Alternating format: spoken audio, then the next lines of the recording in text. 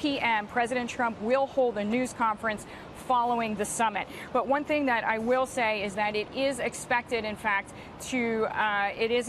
expected that Kim Jong-un may be leaving Singapore after that 11:30 expanded lunch. Back to you, Neil. Are going right now to see the two leaders. Their first meeting one-on-one, their first eye-to-eye contact here.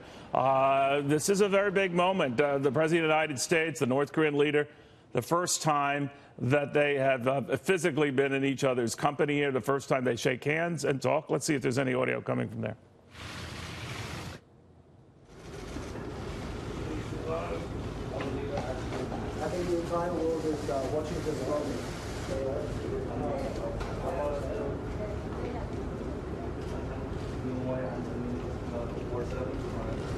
Many people in the world will think of this as a scene from the fact that scientific fiction could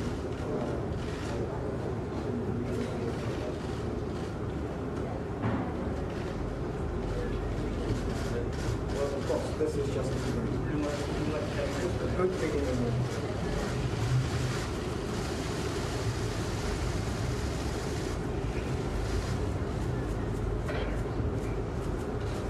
What do you hope to accomplish there?